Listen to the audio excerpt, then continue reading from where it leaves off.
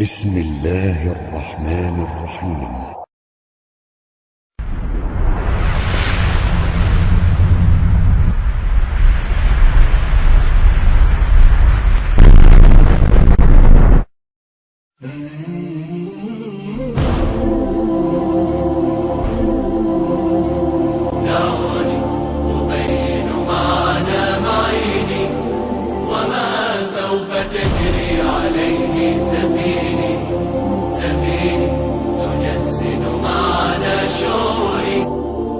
سأسهب وصفا لعلي بحسن أوضح قدرا لخلي معيني، فخلي صديق صدوق وفي يغذي الأخوة نورا بديني.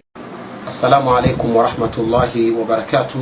وعليكم السلام ورحمة الله وبركاته. الحمد لله رب العالمين والصلاة والسلام على رسول الله صلى الله عليه وسلم وبعد. Baada ya kumshukuru Mwenyezi Mungu Subhanahu wa Ta'ala na kumtakia rehema mtume wetu Muhammad sallallahu alaihi wasallam, tunamshukuru Mwenyezi Mungu Subhanahu wa Ta'ala kwa kutuwezesha kutupa nafasi tena mara nyingine ili kuanza safari ya kuwakagua wanamuziki ambao wanaharibu jamii ya Waislamu na Wakristo na kuwafanya kuwa watumwa wa akili ili waendelee kumtukana na kumridhisha Iblisi.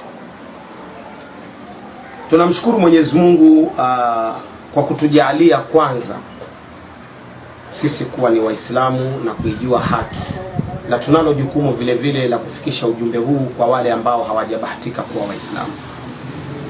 Na leo inshallah taala tunaanza kuzungumza wanamuziki wa Afrika ya Mashariki ambao tumewafanyia upekuzi ya kwamba wanamfurahisha shetani katika nyimbo zao na kumtaja hasa kiumbe huyo aliyelaaniwa. Na wanamuziki kwa kweli ni wengi sana wa Afrika ya Mashariki, ni zaidi ya 50 na kwenda mbele, lakini wote hatuwezi kuwazungumza kwa leo, isipokuwa leo tutazungumzia kama wanamuziki 10 na kuendelea mbele. Lakini si haya tu mtazamaji, kwa kweli kabisa wanamuziki, Iblisi amebeba wanamuziki, amebeba politician yani wanasiasa, amebeba billionaires yani matajiri wafanyi biashara, amebeba actors wanafilamu, wote wamebebwa katika jumuiya hii. Iblisi amebeba footballers, wachezaji wa kandanda na wengineo wengi, wote wamebebwa katika gunia hili. Kwa hivyo ningekuomba mtazamaji ya kwamba usiende mbali, isipokuwa uweze kutazama CD zetu, na sisi tutakujuza mengi kuhusu program za Freemasons. Na katika studio zetu, kabla sijaendelea, niko na mwenzangu wa dhati ambaye ni Sheikh Ismail Gitau, mwanafunzi aliyesomea kule African Nazarene University jijini Nairobi, ambaye niko naye hapa inshallah.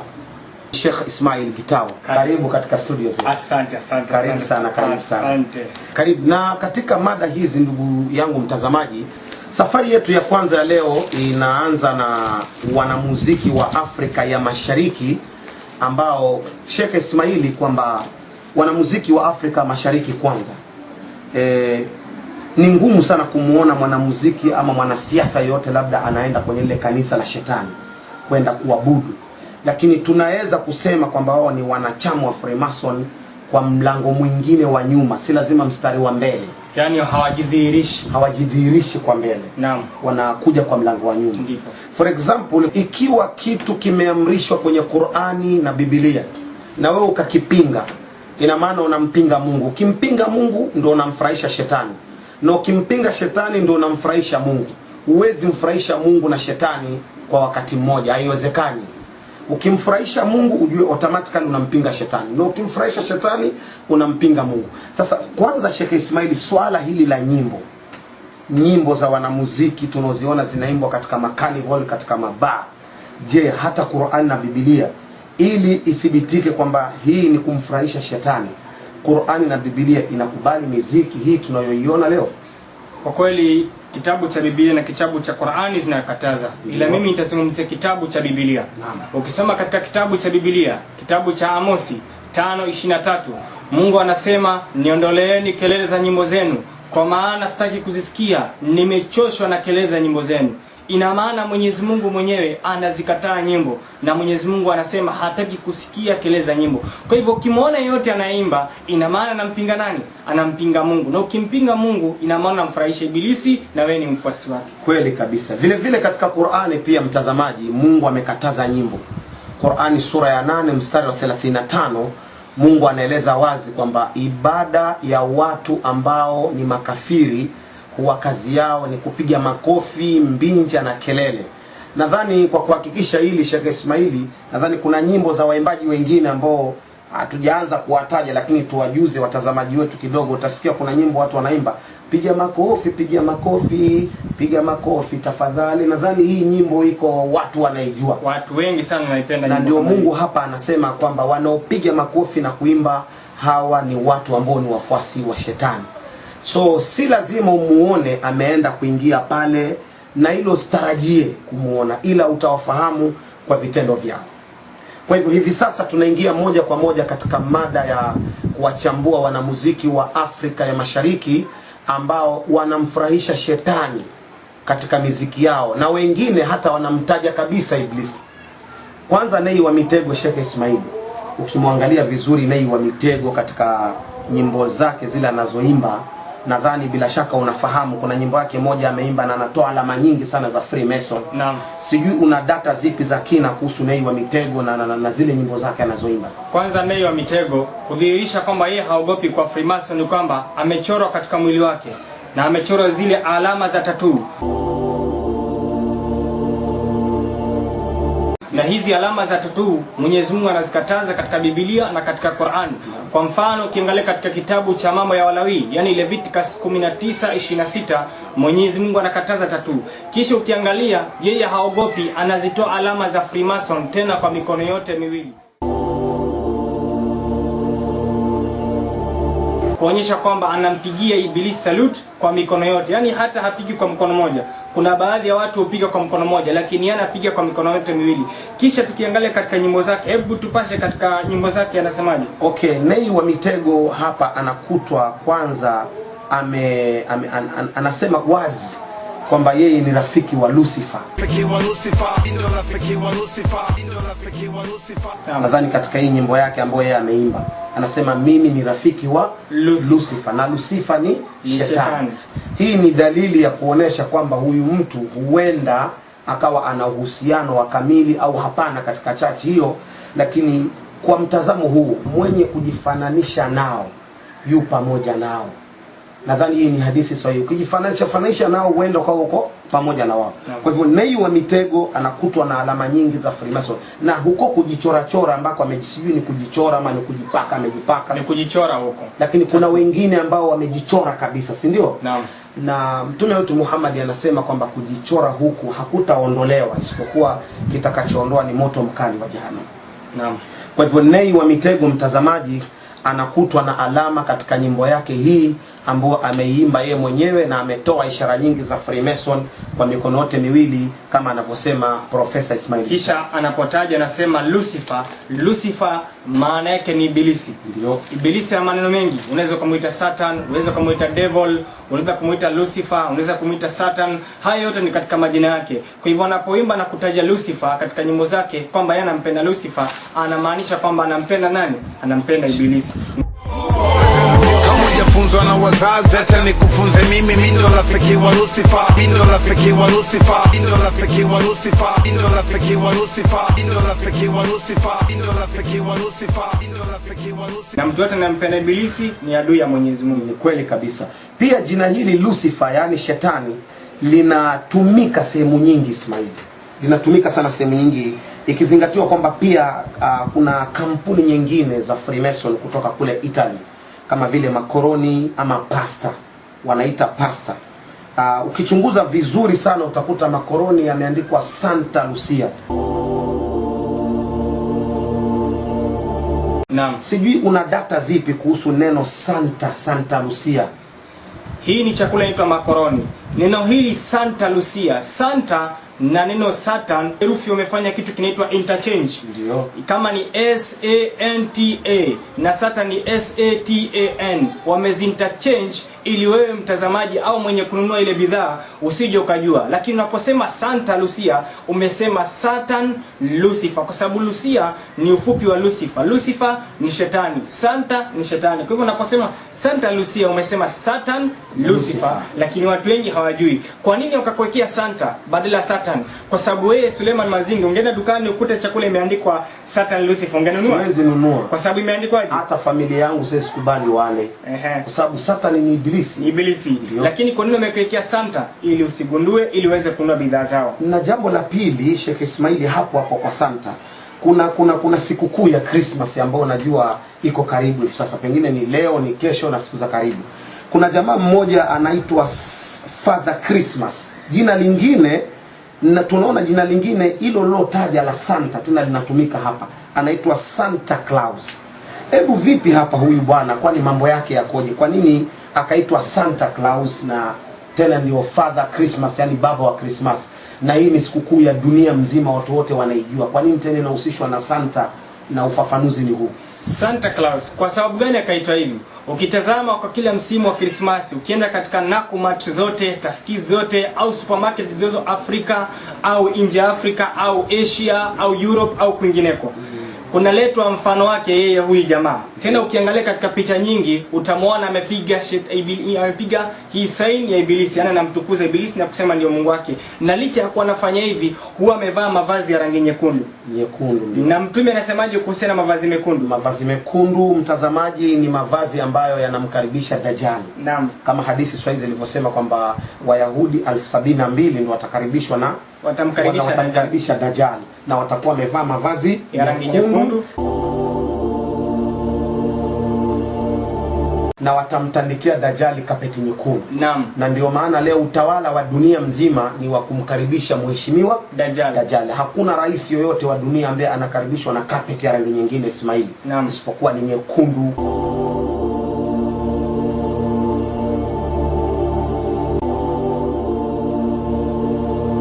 Kila kitu ni nyekundu, kila leo ni nyekundu. Kwa hivyo neno hili Santa Claus tukimalizia ni kwamba hili Santa maana yake ni Satan.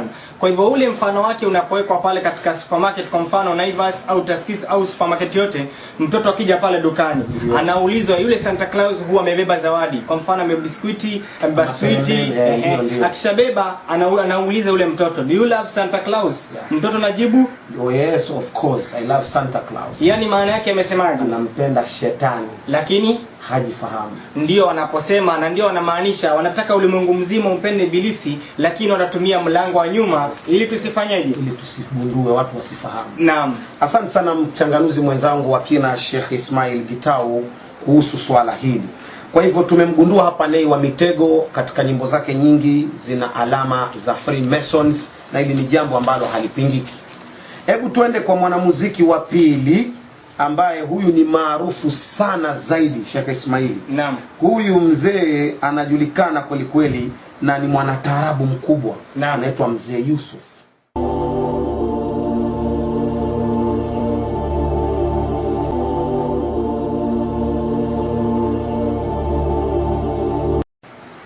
Mzee Yusufu, huyu mzee katika nyimbo zake anaonesha mambo mengi. Hebu Sheikh Ismaili tujuze kidogo kuhusu Mzee Yusuf. Huyu Mzee Yusuf ni nani hasa, alafu ni nini anafanya? Mzee Yusuf huyu ni mzee kutoka katika nchi ya Tanzania. Ndio. Ni mwanataarabu.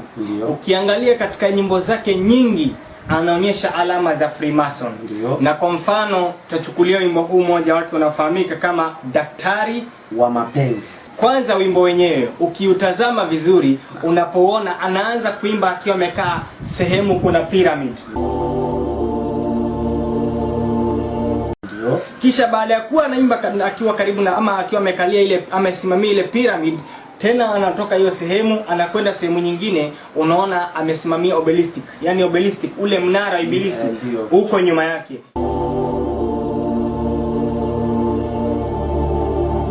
Ukiendelea katika huo wimbo vizuri sana, unaona mtazamaji, wimbo huu utakuta kuna alama za 6 zinazoonyeshwa katika wimbo huu. Lakini hebu zitazame vizuri, zinakuja kwa kijanja vizuri, lakini zinakuja 6.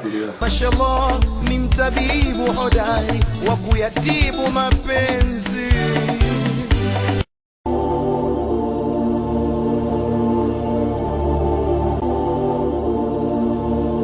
Ukimalizia katika wimbo huu mmoja, yani katika wimbo huu ndio ameonyesha alama nyingi za Freemason. Katika wimbo huu pia unaona background yake pale nyuma, utaona kuna namba ama kuna alama ya swastika. Ni alama inakaa kama msalaba lakini imeinama. Hii swastika ni alama iliyotumiwa na rais wa kwanza Ujerumani akiitwa Adolf Hitler, aliyekuwa anaua watu wengi na kuangamiza watu wengi. Alikuwa anatumia alama hii moja ambayo inatumika na Mzee Yusuf. Ina maana gani? Nini wanashirikiana kwa pamoja? Ina maana hawa wana kitu cha siri ambacho kinawaunganisha wote pamoja. Ndio. Naam, shafahamu. Okay. Pili ni kwamba Mungu amekataza wanawake kuwa uchi. Ni kweli. Na tukiangalia hasa katika nyimbo hizi za hawa watu wanawaweka mama zetu, dada zetu wakiwa tuputupu na wakitingisha viuno. Na hili suala kwa kweli kabisa Mtume Muhammad amesema kwa kutazama uchi imani mtu inamponyoka. Kwa hivyo utakuta katika CD hii nyimbo nyingi za Mzee Yusufu na wanataarabu wengine wameweka dada zetu na mama zetu wanakatika maungo.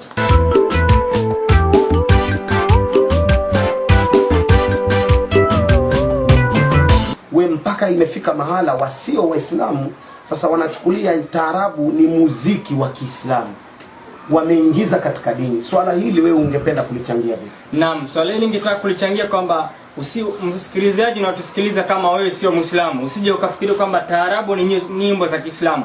Waislamu wanakatazwa kuimba hizi nyimbo. Hebu ukiangalia vizuri, taarabu zimekuja kuwavua wanawake wa Kiislamu na wa Kikristo nguo. Hebu ukitazama katika wimbo huu mmoja ambao unaona kwenye screen, hebu angalia vile wanawake wako uchi. Ndio. Ina maana gani? Hiyo ni ibada ya kumfurahisha Ibilisi.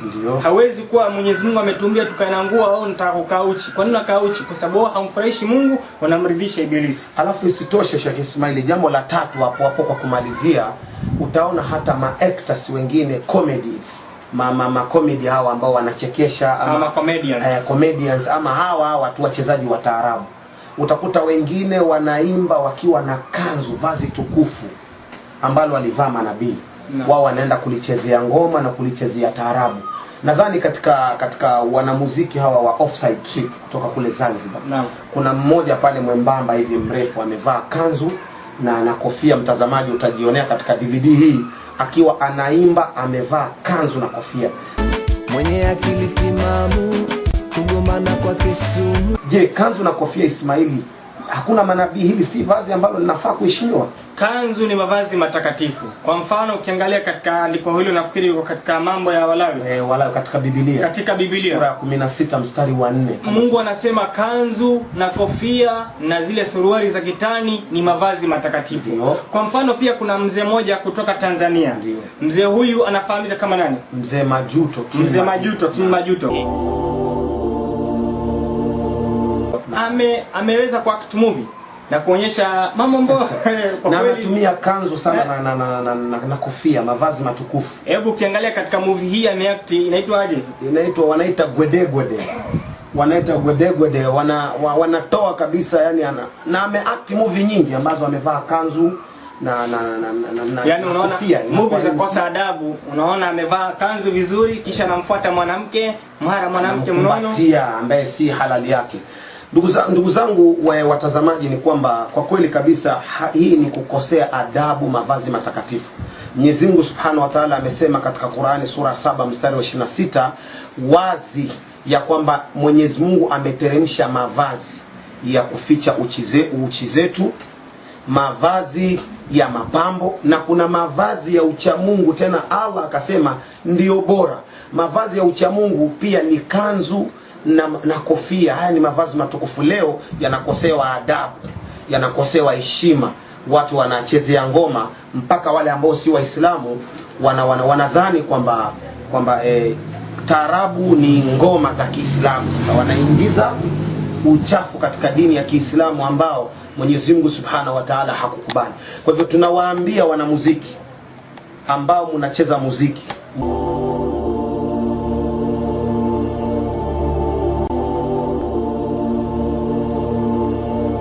muache kucheza muziki na mavazi matukufu ya Kiislamu ambao Mwenyezi Mungu ameyaridhia, ndiyo ya uchamungu. Nyinyi mnachezea hii, ndugu zangu, mnapeleka watu pabaya, na wengine watadhani ya kuwa Uislamu unaruhusu hivyo. kumbe Uislamu hauruhusu hivyo. Kwa hivyo mtazamaji, kama wewe si Muislamu, taarabu si dini ya Kiislamu na Mungu hajaruhusu taarabu. 3, msiseme kwamba Uislamu taarabu hizo ndo nyimbo za dini. Hakuna nyimbo katika dini. Na pia tukiendelea kuzungumzia hawa Offside Trick, naam, wametoa ngoma nyingi za kukufurisha watu. Kwa mfano kuna wimbo moja inaitwa Ahmada. Ndio. Nafikiri utatujuza mawili matatu kuhusiana na wimbo huu. Naam, Ahmada wanasema Ahmada umelewa, na wanamkusudia ule jamaa yule ambaye ana act kwamba amelewa. Anaitwa John Walker. Lakini sasa Ahmada ni jina tukufu la mtume wetu Muhammad kwenye Qur'an. Limetajwa katika suratul Saf, sura 61 aya 6. Kwamba huyu mtume wetu anaitwa Ahmad. Wao wanasema Ahmada umelewa. Hebu shuhudia hii nyimbo, wanasema Ahmada umelewa. Yani kwamba mtume Muhammad amefanya nini? Amelewa. Hii ni yani kwa kweli kabisa inakuwa hairidhishi wanamuziki kutumia. Hebu shuhudia hii nyimbo mtazamaji, alafu utaniambia. Mimi kidude mikibaraka.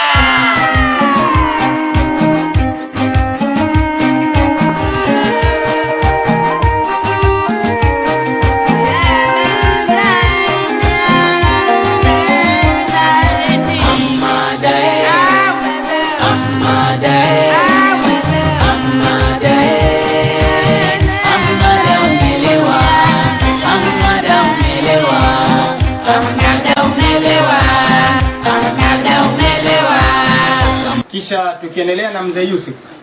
Pale kwa Mzee Yusuf tukimalizia na habari zake. Mzee Yusuf pia ameimba wimbo wakiwa na Offside Trick. Na wimbo huu pia unaona vizuri unaunga mkono na kusifu kaumu Lut, lakini anasifu kwa mlango wa nyuma ili usiweze kugundua. Wimbo huu nafikiri Sheikh utafahamisha mawili matatu. Anaita Albata. Albata. Hii kwa kweli kabisa ukitafsiri vizuri hii nyimbo unakuta ni matusi yaliyokuwa makubwa. Alafu bado pale dada zetu, mama zetu wanaekwa, wanakatika viuno wakiwa uchi. Sawa. Kwa kweli kabisa ukija ukiona hali hii na wanaofanya haya mengi ni Waislamu. Hebu washuhudie kwanza wimbo huu. Shuhudia hii nyimbo mtazamaji, angalia vile dada zetu wanavyokatika, alafu tafsiri hiyo nyimbo, alafu we mwenyewe utajaza, kisha utatuambia tumesema uongo ama tumesema kweli. Sisi hatuingilii mtu wala hatukasiriki mtu wala hatutukani. Sisi tunaongea ukweli na tunarekebisha jamii pande zote mbili. Shuhudia hii nyimbo mtazamaji, alafu utanieleza. Albato tubatit filmashi. Ananivutia mwendo. Ananivutia.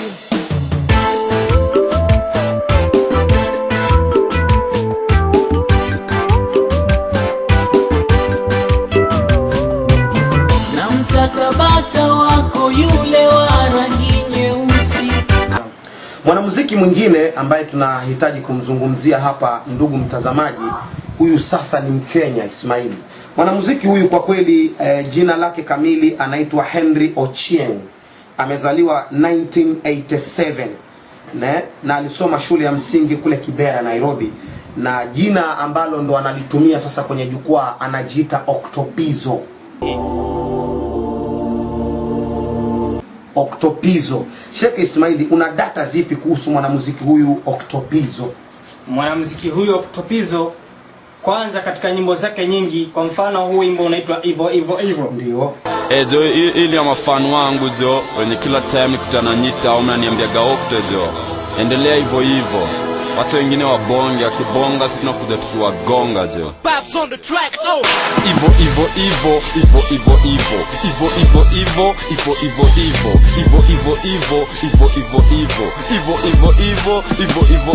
Ivo ndo music ka Lucifer na kona dai wendo ishi na fojue man Lucifer. Yani anaimba anasema Ivo.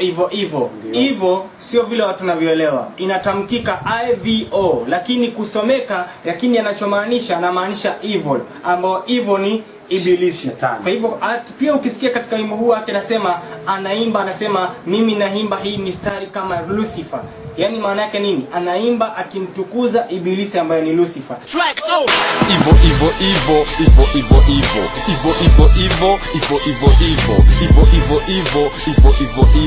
Ivo.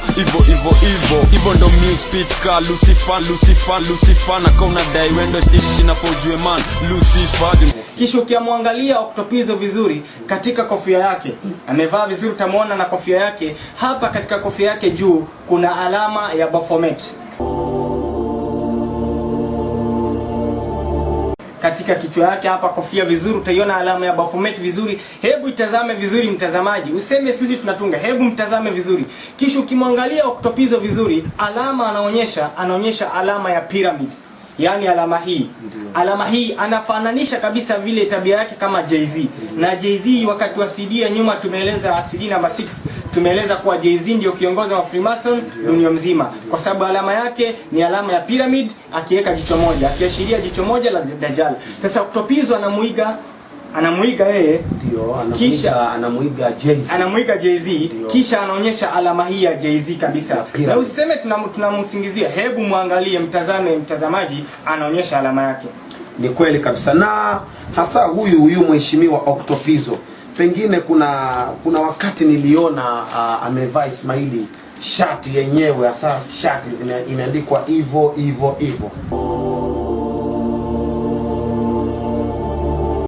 Sawa, hata naona sana huko mjini town watu wanavaa shati zimeandikwa hivyo.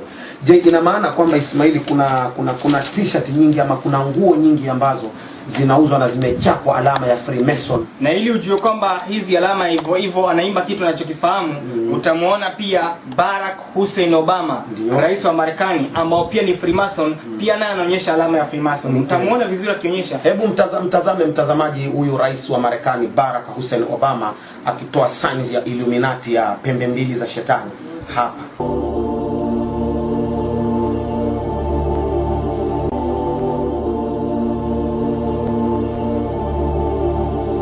Kisha baadaye unamuona vizuri naye amevaa t-shirt imeandikwa hivyo. Pia kuna mwanamuziki mwingine tu size 8. Ndio. Pia naye unamuona vizuri amevaa t-shirt imeandikwa hivyo. Wa mwisho anaitwa Baby Plan. Ndio. Pia naye unamuona amevaa t-shirt imeandikwa hivyo. Na hao wengine ambao hatakutajia majina yao, lakini watazame uone wamevaa t-shirt imeandikwa hivyo.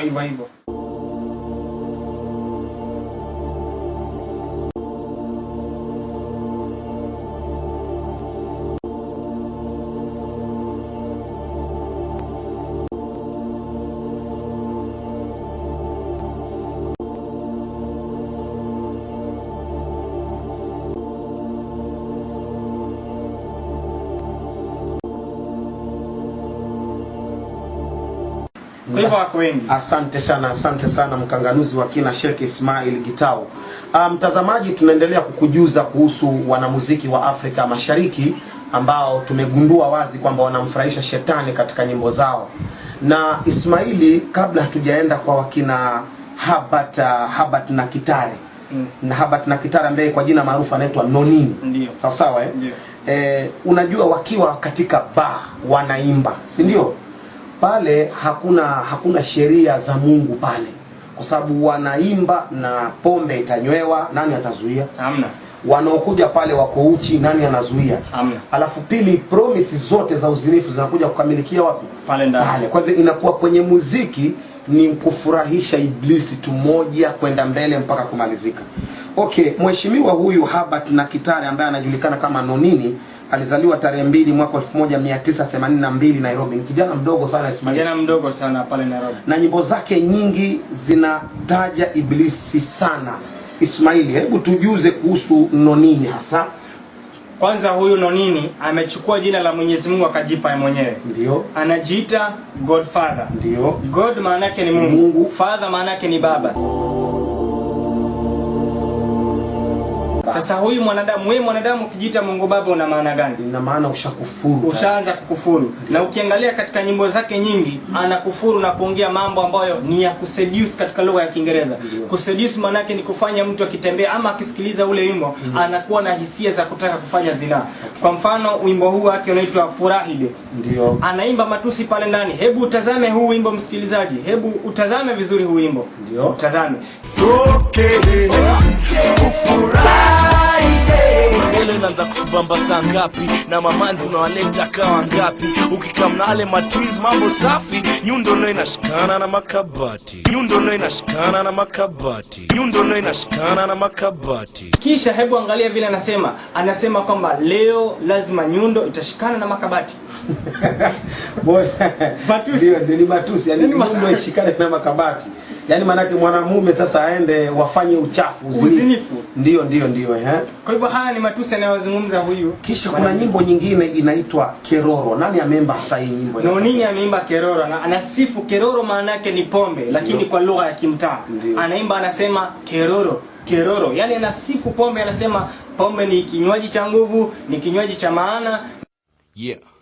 We're recording. Saa kiumi, twende tena. Keroro za Nairobi ni poa kuliko za Russia.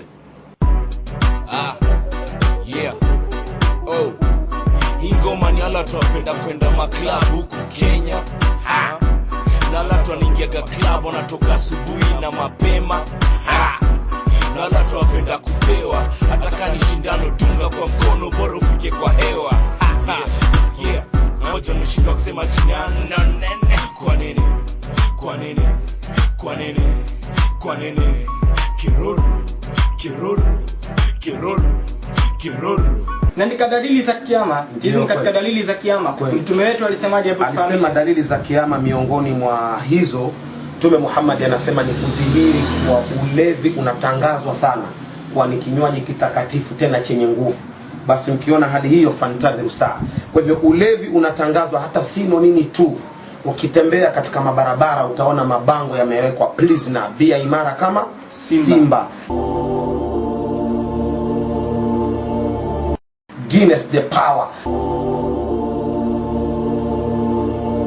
Alafu amemchora jamaa pale anaitwa nani? Michael Power. Anaitwa Michael Power.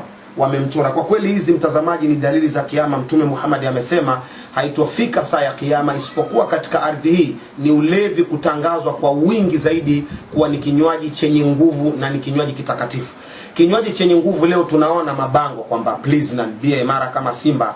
Na Ismaili ni uongo, ukinywa Pilsner hui imara kama Simba. Unakuwa hauna nguvu, unakuwa dhaifu hata kuliko kuku. Unaanza kuwa dhaifu, lakini hiyo ni lugha za kukudanganyia tu ili uende kwa ile haramu. Naam. Alafu ni lini ulevi Ismaili ulitangazwa kuwa ni kinywaji kitakatifu? Naam, unapoingia ndani ya kanisa utakuta mchungaji amebariki pombe. Yaani ni pombe lakini nabarikiwa. Na pombe zenyewe kutoka pale Nairobi, London Distillers. Ni kweli kabisa. Pombe zenyewe na kule mchungaji anakunywa pale kanisani kisha anasema hii ni damu ya Yesu. Na kumbe anachokunywa sio damu, anakunywa pombe anasingizia ni damu ya Yesu. Lakini huu ni uongo. Kisha anakula mkate wa fayazi. Ndio. Wanabariki. Alafu tena kuna jambo lingine Ismaili, kwamba kweli kabisa wachungaji wanabariki pombe. Naam.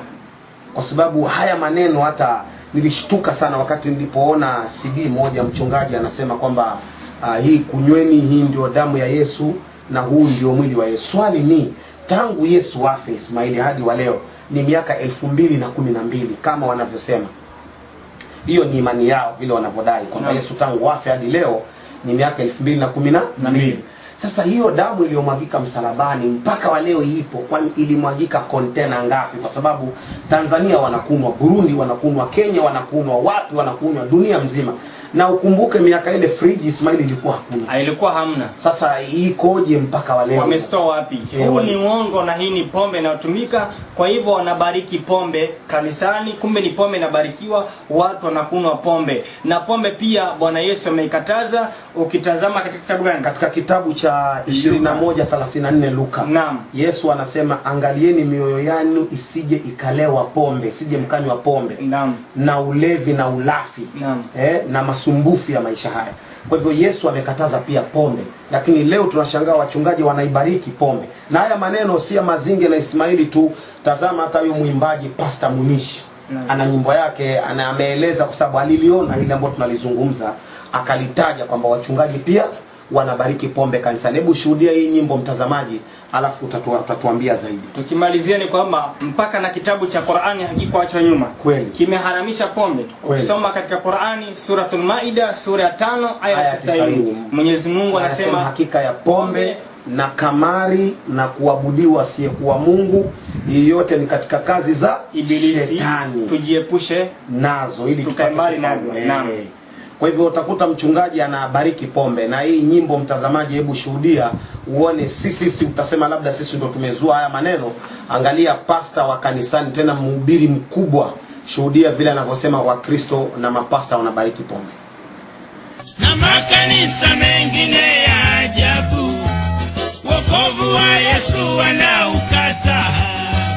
Kulewa pombe kwao sio ajabu, hata mchungaji anaibariki. Ukiwaambia wewe umeokoka, wasema hiyo sio imani yao.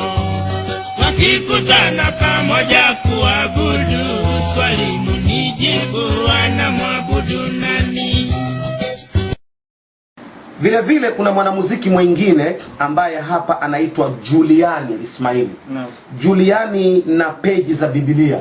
Hebu tufafanulie vizuri kuhusu mwanamuziki huyu anaitwa Juliani na peji za Biblia. Kwa nini ajieni Juliani na peji za Biblia? Biblia ni kitabu kitakatifu kwa imani yao. Ameingiaje kwenye muziki na Biblia imekataa muziki? Mwanamuziki huyu ni mdogo sana. Amezuka majuzi, hana uzoefu sana katika uimbaji. Lakini anapoingia inaonekana mwanamuziki huyu anamchezea Mungu. Kwa sababu anachezea kitabu kitakatifu kulingana na imani yao. Kudara kwa lugha ya Kiswahili sanifu maana yake ni kumshika mwanamke mpaka apate hisia. Sasa huyu anasema anadara page za Bible. Hebu tazama wimbo huu mtazamaji wetu, useme tunazua. Hebu tazama wimbo huu.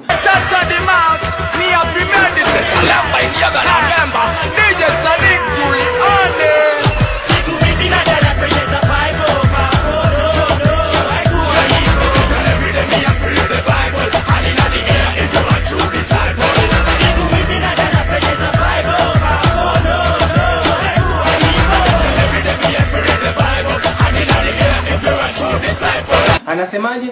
Anadara page za Bible. Kwa nini kudara? Maana yake ni kushika mpaka anapata hisia. Kisha yeye anaimba wimbo unaitwa gospel. Yaani anasema ni wimbo wa kumtukuza Mungu. Kisha hapo hebu muangalia tena, anaonekana kwenye bar.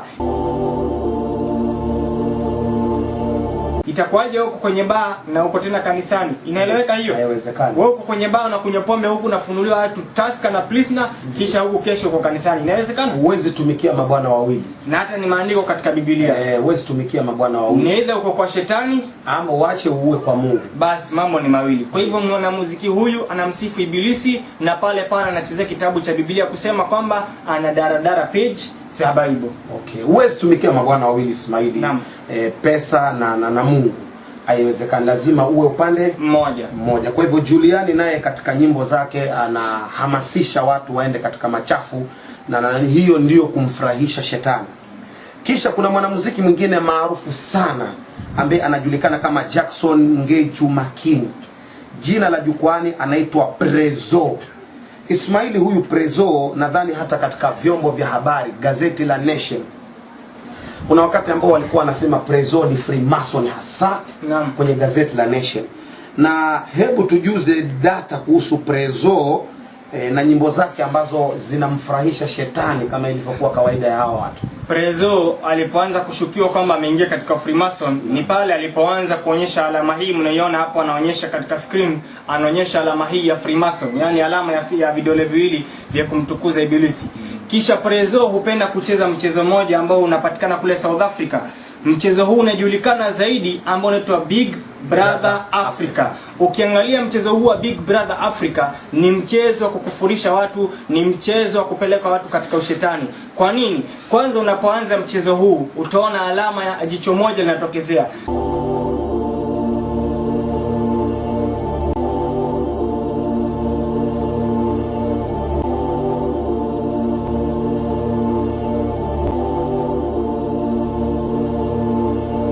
Maana yake nini? Ni jicho moja.